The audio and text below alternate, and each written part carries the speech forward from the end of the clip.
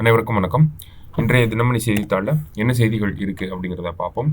முதல்ல பார்த்தீங்க அப்படின்னா, பிரதானுக்கு எதிராக உரிமை மீறல் நோட்டீஸ் அப்படின்னு சொல்லி கொடுத்துருக்காங்க. அதாவது கல்வித்துறை அமைச்சர், ஓகேங்களா, மத்திய அமைச்சர் அவர்கள் தார்மேந்திர பிரதான் பார்த்தோம்னா தமிழக அரசாங்கம் மற்றும் மத்திய அரசாங்கத்துக்கு இருக்கக்கூடிய இந்த ஒரு பிரச்சனை இருக்கு இல்லையா, கிட்டத்தட்ட 2152 கோடி வழங்காமல் இருக்காங்க அப்படிங்கிற அந்த ஒரு பிரச்சனை. அதற்கு அவர் பார்த்தோம்னா தமிழக அரசாங்கம் இந்த பிரதான் மந்திரி ஸ்ரீ அப்படிங்கிற திட்டம் இருக்கு, ஓகேங்களா, பிஎம் ஸ்ரீ அப்படிங்கிற திட்டம்.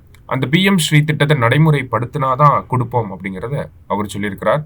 அது மட்டும் இல்லாமல் பார்த்தோம்னா தமிழ்நாட்டில் இருக்கக்கூடிய அரசாங்கம் அரசியல் காரணங்களுக்காக கல்வியில விளையாடுறாங்க, அந்த மாதிரியான ஒரு சர்ச்சைக்குரிய கருத்தை சொல்லியிருக்கிறார்.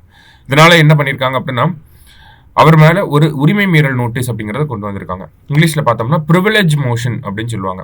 இந்த ப்ரிவிலேஜ் மோஷன் அப்படிங்கறத ஒரு மினிஸ்டருக்கு எதிராக தான் நம்மளால கொண்டு வர முடியும், ஓகேங்களா. ப்ரிவிலேஜ் மோஷன் அப்படிங்கறத ஒரு மினிஸ்டருக்கு எதிராக ஒரு பார்லிமெண்டரி மெம்பர் எம்பி கொண்டு வர முடியும், சரிங்களா. தெரிஞ்சுக்கோங்க, ப்ரிவிலேஜ் மோஷன் அப்படிங்கறத யாருக்கு எதிராக கொண்டு வரலாம்னா மினிஸ்டருக்கு எதிராக கொண்டு வரலாம். யார் கொண்டு வருவாங்க அப்படின்னா ஒரு மெம்பர் ஆஃப் பார்லிமெண்ட் தான் கொண்டு வர முடியும். ஸோ அதுதான் இங்கே கொடுத்துருக்காங்க. நெக்ஸ்ட் பார்த்தீங்க அப்படின்னா, நமக்கு தேசிய அட்டவணையில் பொண்ணுக்கு வீங்கி தடுப்பூசி அப்படின்னு சொல்லி கொடுத்துருக்காங்க. பொண்ணுக்கு வீங்கி அப்படின்னு பார்த்தா இங்கிலீஷ்ல மம்ஸ் அப்படின்னு சொல்லுவாங்க, சரிங்களா. ஸோ தேசிய அட்டவணை அப்படின்னா என்ன சொல்றாங்க, இந்த யுனிவர்சல் இம்யூனைசேஷன் ப்ரோக்ராம் கீழே பார்த்தீங்கன்னா நமக்கு கிட்டத்தட்ட 11 வேக்சின் போடுறாங்க அகெயின்ஸ்ட் 12 வேக்சின் ப்ரிவென்டபிள் டிசீசஸ், ஓகேங்களா. So 11 vaccine against 12 vaccine preventable diseases அதெல்லாம் பண்றாங்க.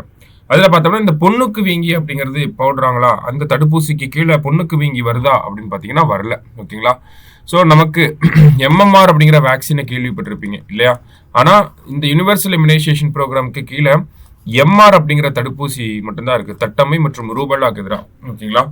இந்த மம்ஸ் அப்படிங்கிறத இன்க்ளூட் பண்ணாம தான் இருக்காங்க. இப்ப தமிழக அரசாங்கத்தினுடைய சுகாதாரத்துறை என்ன வலியுறுத்தி இருக்காங்க அப்படின்னு பார்த்தோம்னா, தேசிய அட்டவணையில பொண்ணுக்கு வீங்கி தடுப்பூசியும் இன்க்ளூட் பண்ணுங்க அப்படிங்கறத சொல்லியிருக்காங்க. எதனால தமிழக அரசாங்கம் இதை சொல்லியிருக்காங்க அப்படின்னு பார்த்தோம்னா, தமிழகத்துல 2021-22 ஆண்டுல எவ்வளவு பேருக்கு இந்த மம்ஸ் அப்படிங்கிற நோய் இருந்துச்சு அப்படின்னா 61 பேருக்கு இருந்துச்சு. 2023-24 கடந்த அடுத்த 3 ஆண்டுகளில் பார்த்தீங்கன்னா அந்த 61 அப்படிங்கிற எண்ணிக்கை 1091 அதிகரித்து இருக்கு. அதனாலதான் என்ன சொல்லியிருக்காங்க, பொண்ணுக்கு வீங்கிய நீங்க அந்த தேசிய அட்டவணையில கொண்டு வாங்க அப்படின்னு சொல்லியிருக்காங்க. ஸோ இந்த பொண்ணுக்கு வீங்கி அப்படிங்கிற நோய் அதை பத்தி பார்த்தோம் அப்படின்னா நமக்கு மம்ஸ் அப்படின்னு சொல்றாங்க, சரியா. பாரமைக்சோ அப்படிங்கிற வைரஸால தான் இந்த நோய் பரவுது. இந்த நோய் பார்த்தோம்னா குழந்தைகளுக்கும் வளரிளம் பருவத்தில் இருக்கக்கூடியவர்களுக்கும், ஓகேங்களா, சில்ட்ரன் அண்ட் அடலசன்ட் பீப்புளுக்கு இந்த நோய் அதிகமாக வருது. காதுகள் மற்றும் தாடைகளுக்கு இடையே பார்த்தோம்னா இருக்கக்கூடிய பகுதி வீக்கம் அடையும். அதுதான் இந்த மம்ஸ் அப்படிங்கிற நோயாக இருக்கு, சரிங்களா. ஸோ கம்யூனிகபிள் டிசீஸாக இருக்குது, நம்மளோட ட்ராப்லெட்ஸ்ல இருந்து கூட ஸ்ப்ரெட் ஆகுது, ஆட்டோமேட்டிக்காக சரியாயிடும். இருந்தாலும் வேக்சின் போட்டு ப்ரிவென்ட் பண்ணணும் அப்படிங்கிறது தான் தமிழக அரசாங்கம் வலியுறுத்தி இருக்காங்க இந்த இடத்துல, சரியா. ஸோ அடுத்த செய்தியில் பார்த்தோம்னா நமக்கு இன்னைக்கு திருக்குறள்.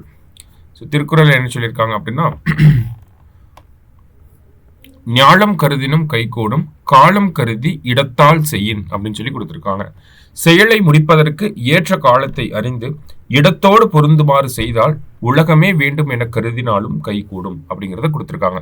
ஸோ ஒரு செயலை செய்யறதுக்கு முன்னாடி கரெக்டான டைம் பார்த்து செஞ்சோம்னா வேர்ல்டையே கான்கர் பண்ணணும்னு நினைச்சாலும் அதை பண்ணிடலாம் அப்படிங்கிறத சொல்றாரு வள்ளுவர். திருக்குறள் எண் 484 அதிகாரம் காலம் அறிதல், சரிங்களா.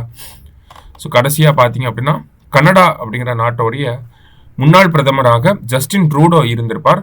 ஜனவரி மாதம் பார்த்தோம்னா அவர் ராஜினாமா செஞ்சிருப்பார். இப்போ கனடாவோட புதிய பிரதமராக யார் வந்திருக்காங்க அப்படின்னா மார்க் கார்னி அப்படிங்கிறவர் வந்திருப்பார்.